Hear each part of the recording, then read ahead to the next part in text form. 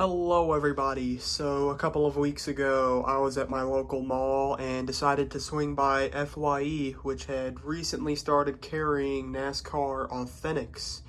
And I've been wanting to record this for a while and sort of go over every diecast and review them, but I haven't been able to because of summer camp and work. But here we go. We are finally getting around to it. So without further ado, let's go. So since we're doing this by number, we will start off with Erik Jones's number 4 late model. So I honestly love how they've been, over the past year, they've been producing these late model diecasts. It's nice to see these local short tracks kind of get the spotlight now that ARCA's kind of been going to crap. But I've honestly been fascinated with the local short track scene for a long time now. As some of y'all may know, I do have a local short track an hour away from me. Plus, I used to love the Superstar Racing Experience back when they did that on Thursdays and Saturdays. But I honestly love this paint scheme. I don't know why that little chip is there. It clearly came when I was unboxing it. So Lionel, y'all got some quality control issues on your hands.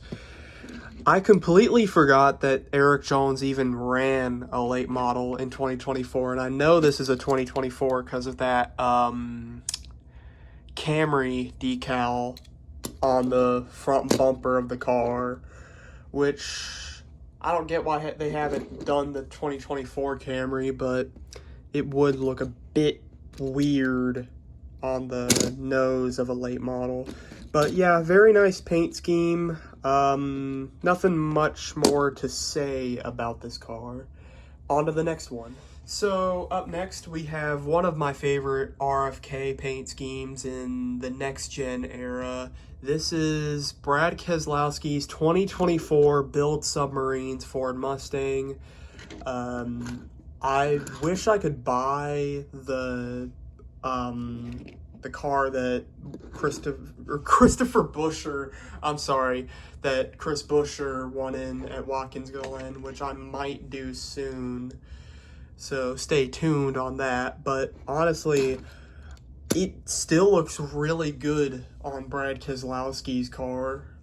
I'll be real with you. I love RFK's paint schemes. They never fail. And it looks even better on the 2024 Mustang. So that's a solid 10 out of 10. Now we're moving into the winner's circle part of things. And this is a race win diecast. Many of you may know it is from Bristol, spring of 2024. It is Denny Hamlin's Express Oil Change Toyota Camry.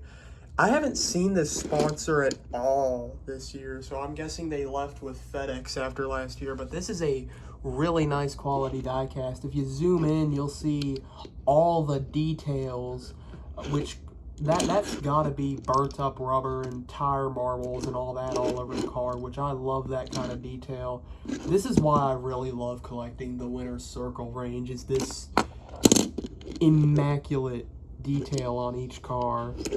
So I'm just gonna give y'all a 360 view of everything.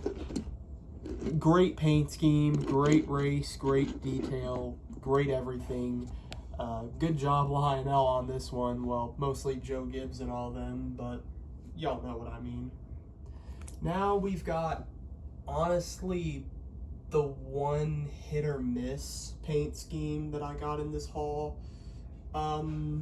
Since it's AJ Allmendinger, I just decided to pick it up, but even when this paint scheme was revealed, I wasn't that big of a fan of it, even though it was Mountain Dew. I just wish they went for more of a combination on this car, instead of just a black base with the Mountain Dew and Cheetos logos on it. I mean, where is it? For crying out loud. This right here is a Chase Elliott Mountain Dew car from 2019, and it just looks absolutely gorgeous, like with the metallic green paint and the camo stripes. And then you just got this when they sponsor one race a year, and I don't even know if they're doing NASCAR anymore.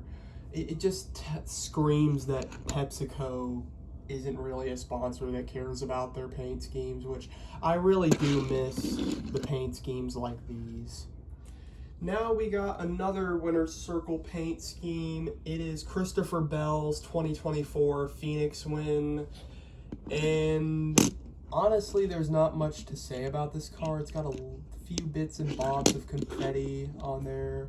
I don't know if the camera is showing it, but I think there's a bit of detail on the front nose. My camera isn't picking it up though. But yeah, decent paint scheme. Not as good as what they had the previous year, but still a solid diecast. I didn't even watch this though, because I was at a indie wrestling event that night. Now here's the defending champion, Joey Logano, with his Hunt Brothers Pizza paint scheme. I do love the Hunt Brothers green. They've always had a good shade of green that looks great on these cars. I do miss the red, white, and green Italian flag colors that they used to have on the cars, but this is solid enough, honestly. It's not a terrible paint scheme, but it's definitely not as good as what they had back during the Gen 6 days. But yeah, another paint scheme that looks really good on the 24 Mustang body. I still don't get why Hunt Brothers decided to switch from Stewart-Haas to Penske, but it looks good on Joey Logano's car. Now this right here is the most interesting car that I've bought in this haul. It is Tim Richmond's, I think it's 1987 Darlington win. I must have gotten the year and track wrong. If I did, please forgive me. First off, there's barely any race win detail on this car at all. They just got just a regular base and put it in the Winner's Circle wave, which you may say, oh, well, it's because it's all the way back in the 80s, but they even did this for that Dale Jr. Daytona win that was from 2014 that they had released about a year ago, and there was no detail on that at all, which I didn't get because they had very detailed Victory Lane pictures of that car in real life. But yeah, it's interesting how they are releasing these throwbacks again. I know Dale Earnhardt has a car in the Winner's Circle wave now. They just released Jeff Gordon's Indianapolis win.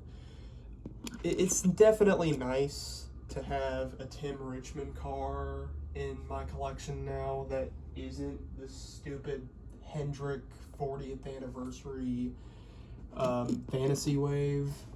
And it's about time I have an 80s Monte Carlo in my collection too, since that's just an iconic car.